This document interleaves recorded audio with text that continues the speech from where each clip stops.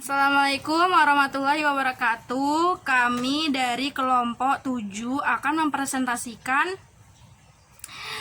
makalah kami yang berjudul tentang konsep harta dan kepemilikan dalam ekonomi Islam. Anggota saya ada Halif Saputra, Haslinda, dan Endah Purnamasari. Saya di sini akan membahas tentang konsep harta dan kepemilikan dalam ekonomi Islam. Di situ subbab-subbabnya ada konsep kepemilikan, aspek histori kepemilikan, pembagian kepemilikan dalam Islam, dan pemanfaatan pengembangan kepemilikan.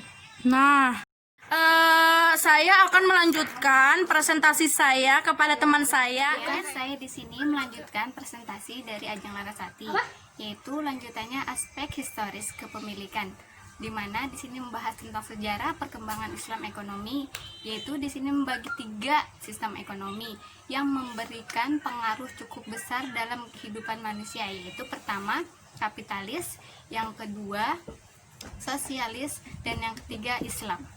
Sistem ekonomi kapitalis dan sosialis telah terbukti gagal mengantarkan manusia mendapatkan kesejahteraan hidup dan justru memberikan begitu banyak penolakan-penolakan yang cukup pelik.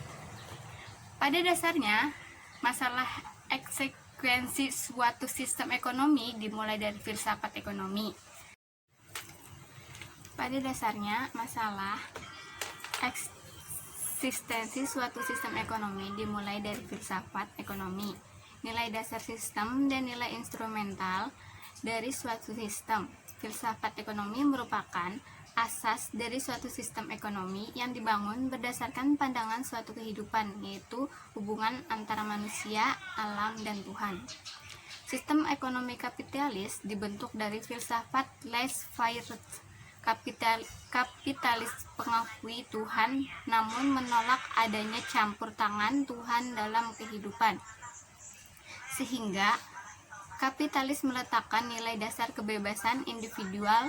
Hak kepemilikan adalah obsolet, dan pada ujungnya sistem ekonomi ini membuat manusia menjadi serakah dan terjadi kompetensi yang tidak sehat yang dikenal dengan free flight liberalism.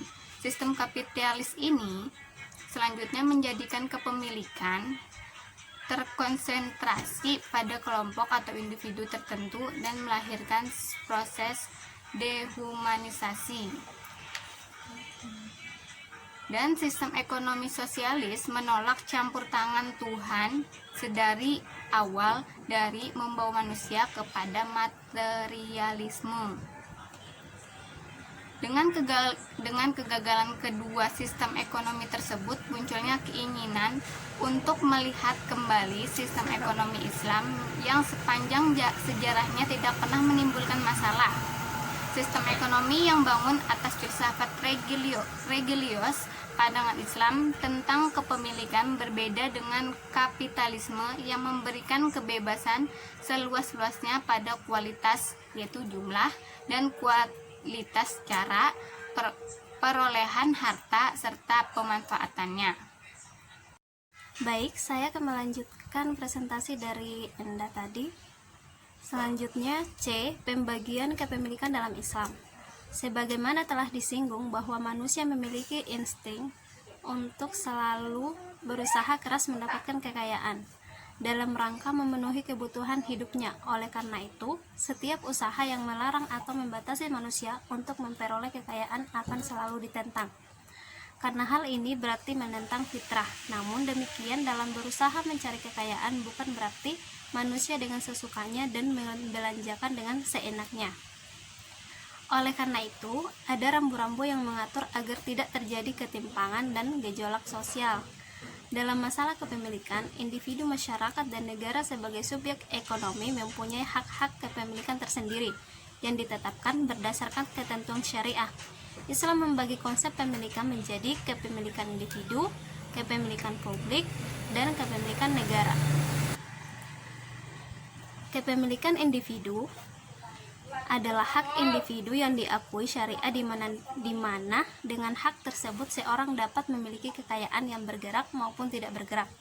Hak ini dilindungi dan dibatasi oleh hukum syariah dan ada kontrol. Selain itu, seseorang akhirnya dapat memiliki otoritas untuk mengelola kekayaan yang dimilikinya dengan tetap berpegang pada batas-batas yang telah ditentukan.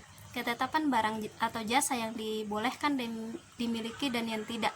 Allah telah memberikan kriteria sesuatu dengan halal dan haram.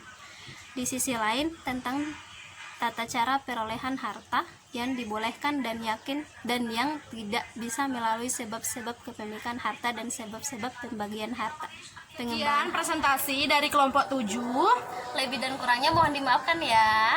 Jangan lupa di subscribe, like, dan share. Dadah. Assalamualaikum warahmatullahi wabarakatuh.